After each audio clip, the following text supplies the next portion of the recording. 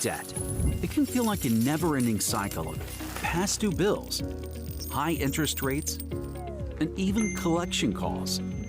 You want a way out, but most companies only deal with certain kinds of debt or offer quick fixes and even dangerous solutions that can destroy your credit and put you right back where you started. At Family Credit Management, we do things differently. First, we'll review your credit report to access who and what you owe. Then, we'll create a repayment plan that's in budget, lowers interest, and eliminates fees. We'll give you a roadmap out of debt once and for all by consolidating all your unsecured debt from all your creditors in our debt management program. You pay us once a month, and we work with your creditors to take care of the rest. For over 20 years, we've been helping clients get back on track to financial independence. Now it's your turn. Get your free quote today. Hey, this is Tish Griffin back with you again. Again, I'm Tish Griffin, your financial guru, here to talk to you about the ins and outs of money management, debt, finances, whatever questions you may have, and the questions that we've been asked over and over, here to bring you those answers and talk to you a little bit more just about your finances, controlling your spending, all of those topics that, we know are important, but we don't necessarily think about. So today we're going to be focusing on, guess what? We've survived, almost survived the whole year. Yes, the year is coming to an end. Everyone is just thankful that they survived, and it starts us thinking about what happens next. So we want to get ourselves set up for next year, make sure that our finances are on the right track, make sure that we are on the right track, that we are mentally, financially fit and stable, and we can conquer 2023. But before that, we also realize that the holidays are upon us too. So we want to take a little bit of time and just think about those things that are going to be coming up. We want to think, making sure that we're ready, that we are not overdoing it, that we're living within our means, and we're handling our budget correctly. So that's going to be today's focus. Of course, all of this ties into and plays into making sure that our credit is good, making sure that our budget is together and sound. Again, it's an all-encompassing financial view. So we want to start thinking about those things, and we've been talking about it a lot. We've been focused on those things, but right now there is a topic that everyone is talking about addressing, and we just want to touch on it for a moment. And that is if you are having problems with your student loans. Of course, we were all excited to hear about the student loan forgiveness. And for a lot of us that have applied, those that were thinking about applying and wanted to, didn't get the chance, and now the program is on hold. Well, again, this goes back to never banking on something unless you see it happen for yourself. So even though we've gotten excited about it and it's on hold right now, we still need to make sure that we're taking care of our finances and that we're keeping those accounts in good standing, because the last thing that you want is a collection for your student loans. Now, with student loans, they're a lot easier to handle than you think. Now, I know they can be overwhelming, and a lot of times with the huge, big balances that come up with the student loans, we think, oh my God, I'll never pay that off anyway. Why try? I'll just stay in school until that debt goes away. And these are some things that I actually hear. But we do know that you can get those things under control. Yes, it is possible to get them under control. It is possible to pay them down and pay them off. But it requires discipline, and it requires you contacting and staying in constant contact with your student loan servicers, taking advantage of every type of program that they may have or whatever options that are available to you. So with your student loans, they're typically set up on a standard repayment plan, and they want those debts paid off when you sign up for them within 10 years. So whatever payment that you set, a lot of times it shall equate to you making 10 payments for 10 years consecutively each and every single month until those debts are paid in full. Again, that could take you about 10 years. But a lot of times those payments are super large. They're not manageable. So there are options that the servicers offer. We've got the student loan repayee plans, which will take your payments and stretch them out. And then we've got the graduated extended plan, which will take those payments. And right now they may set you with a lower payment based on your income that's coming in and what your disposable income is. And then as you grow, as you make more, then your payment grows and you pay more. But you get those paid off at the end of the 10 years as well. It's just about how those repayment plans are set up for your student loans. Then there are other options, such as the income-based repayment plan. Now, with the income-based repayment plan, those plans are really set up on your budget. It's based on your budget and your disposable income, meaning the money that you have left over after you pay all your bills each and every single month, the ones that matter, after you pay them, how much do you have left? And that's what you would be putting towards your student loans.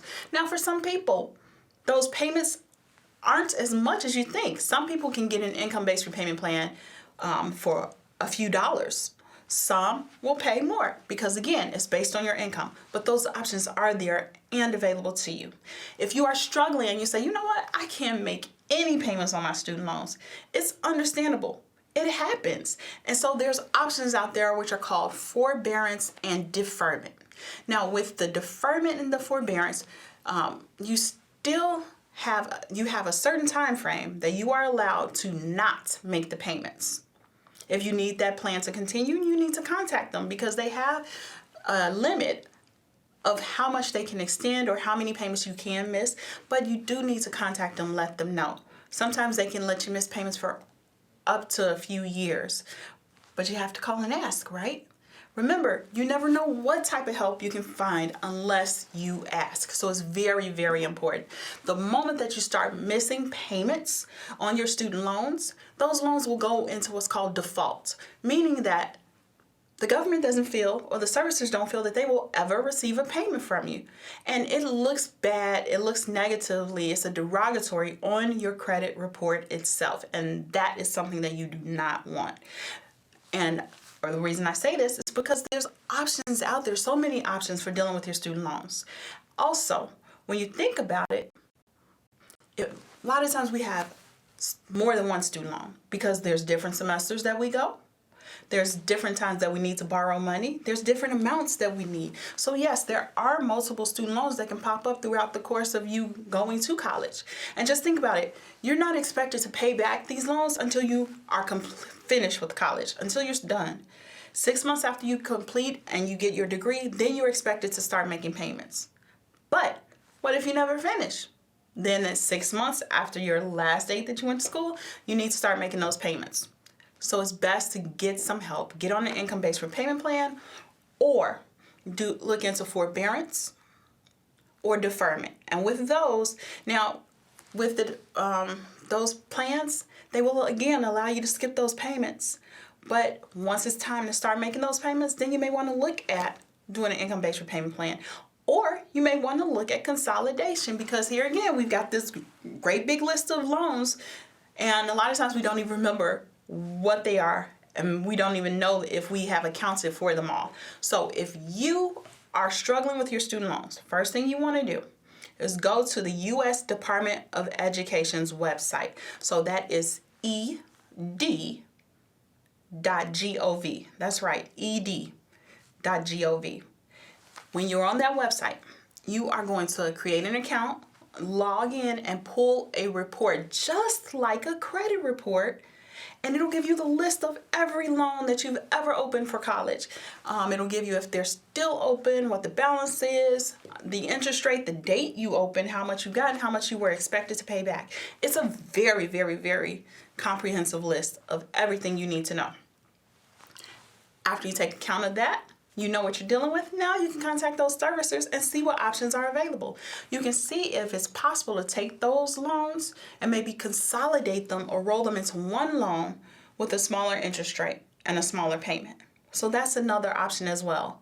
So remember, if you're struggling with those student loans, you need just a little bit of help. There is help out there. You don't have to let them go default. You don't let them have to go past due, because what happens when you default on your student loans, it affects your score. It also makes you more likely to be garnished, and it just puts a strain on your finances and your budget. You won't be able to actually get the decent credit that you seek because this default is there. And if you think that that default is going to go away, think again. I have had clients that were struggling with their student loans years ago. They forgot about it, never paid it. It's not showing on the credit report anymore because it's so old. But guess what? When they went to try and get a house or get a car, that loan popped back up. Called the U.S. Department of Education to see what it was, and it was from 1988. That's right, they don't go away. So if you are in default, you do need to do what you can to get those out of default, restructure them, get them into a consolidation, get them current, and begin making payments on them again so that it strengthens your score, it strengthens your history. And if you get it set up on an income-based repayment plan, or you go into forbearance or deferment, guess what? They're reported to the credit report as current. So that will help your score. It's never too late.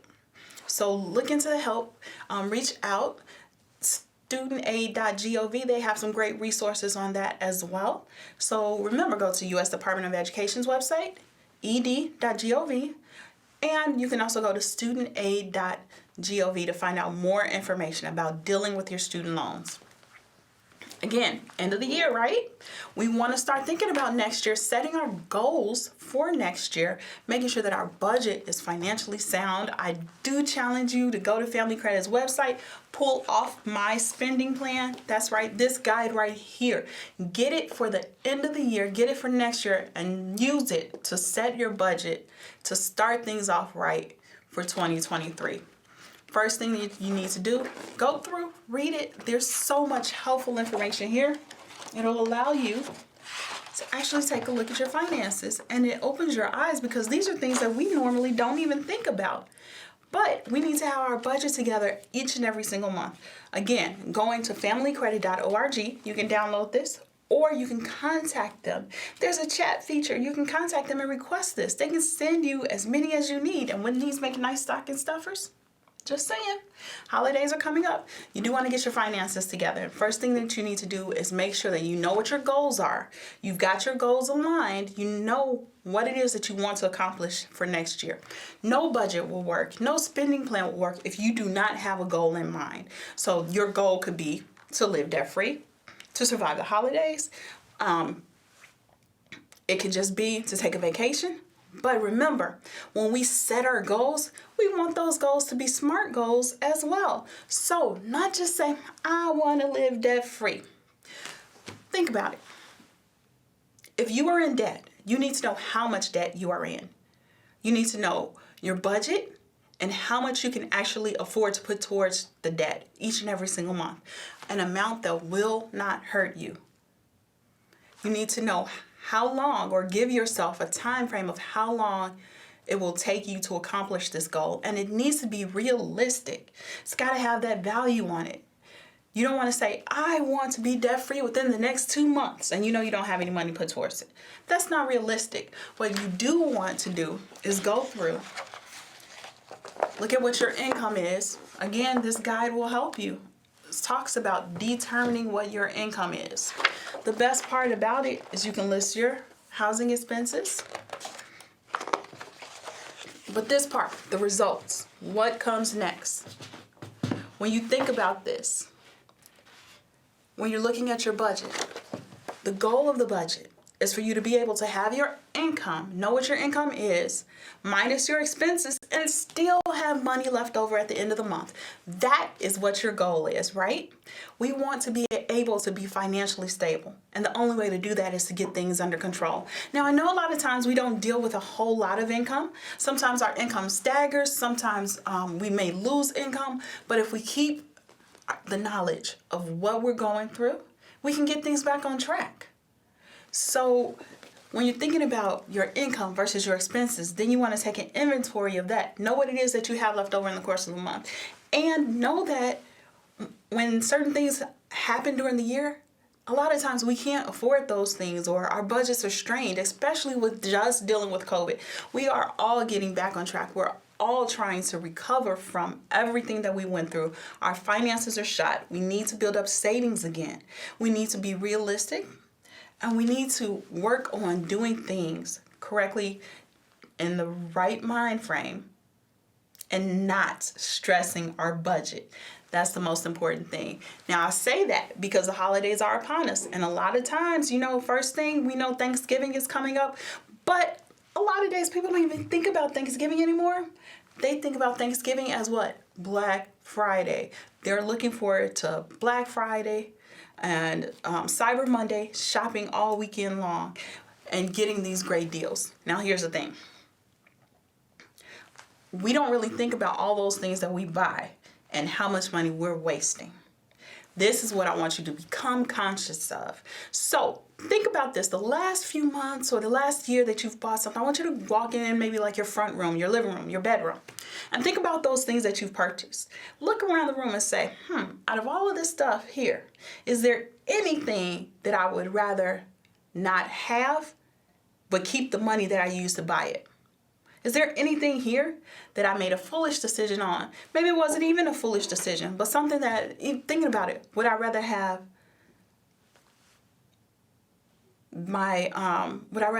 like my closet full of clothes? Or would I rather have the $10,000 that I spent to buy everything in it? Would I rather have, and for those that buy expensive shoes, expensive clothes as well, would you rather have the $600 in your pocket?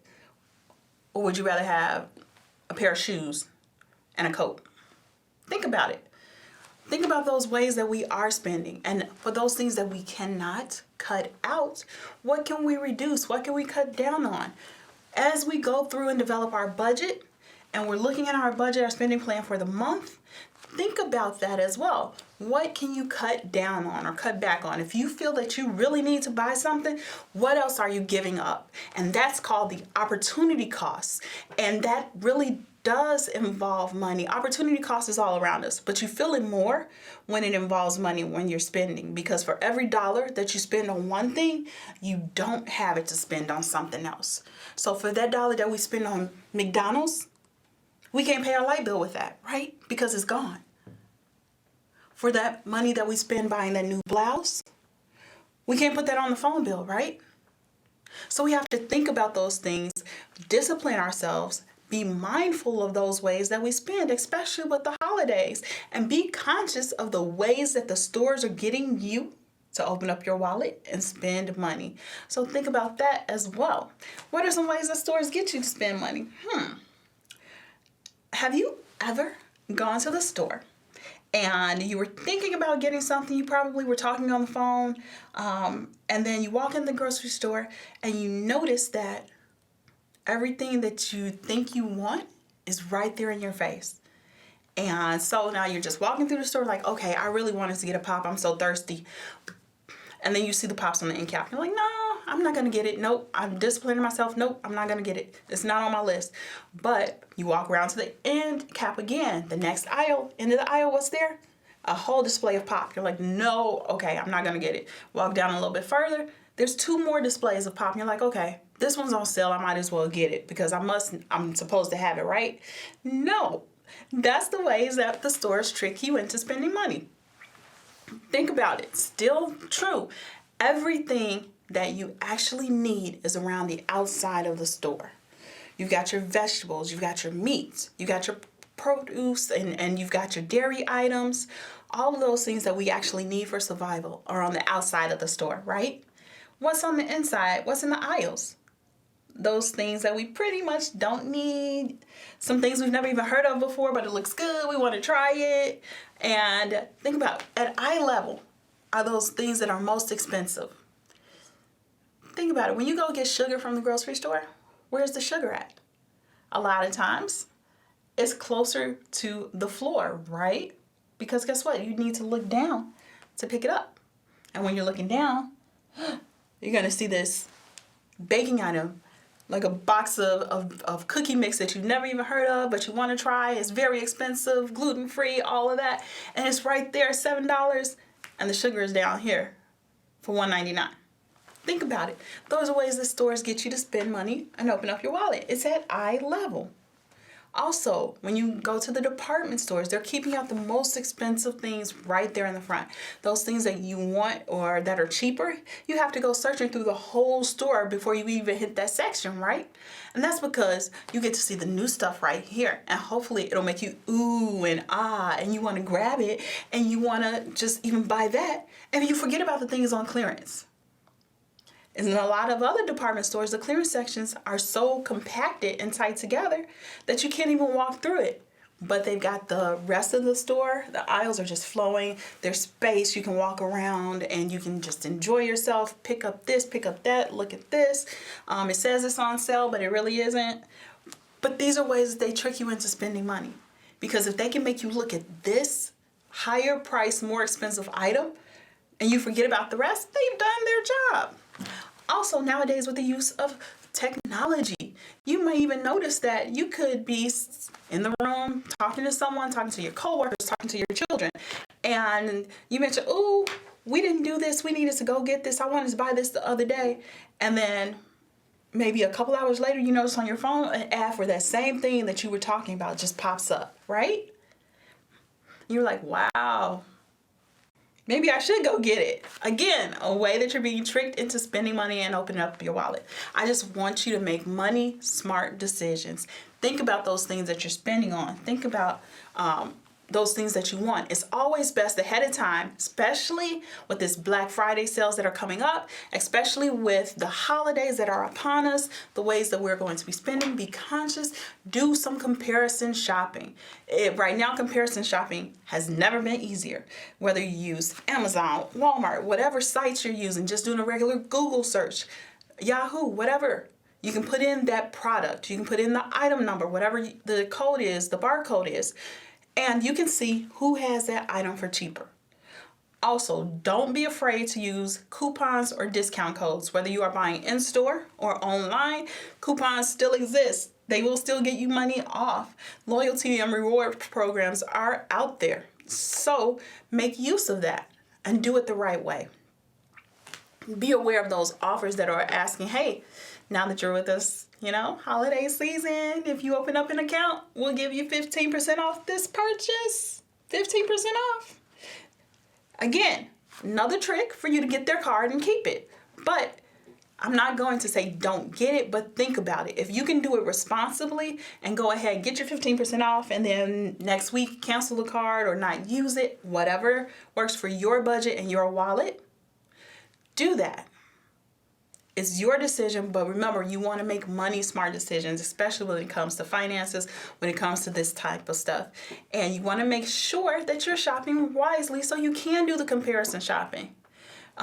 You may see something, even like going to the gas stations. We know that at gas stations, things are marked up like 3 times more than if you were to go to the grocery store and get that same item. So think about it. Do some comparison shopping. Okay, maybe I don't get it here. I'll go here and get it instead. I have a coupon that I'll save, and the coupon's good for this time. Those are ways that you can save money, and I want to see you use that, maximizing your profits, maximizing your money and your budget, making sure that you are keeping money in your budget. And then as the holidays are upon us, still make use of whatever services are out there to offer assistance to you as well. If you're struggling with your utilities, if you're struggling with your finances, if you are struggling with paying your mortgage, there are resources out there, so feel free to reach out. Right now, IDA, they do have the assistance to help people that are struggling with their mortgages. And you can reach out to them, find out more information on ida.org.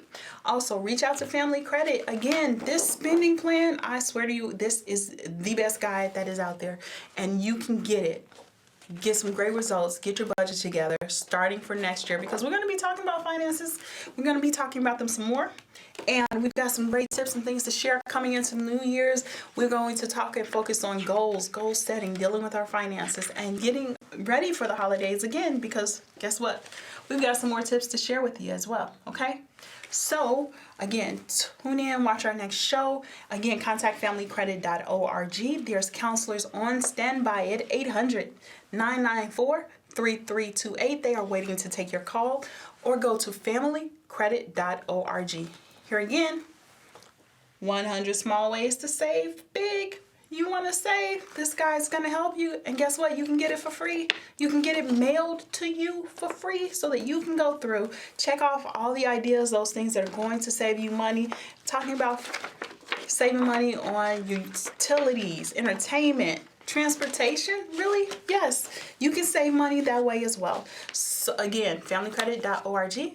800-994-3328. Again, I'm Tish Griffin, your financial guru, and I will be back to share with you again as we go throughout the holiday season, getting things on track for next year. Take care.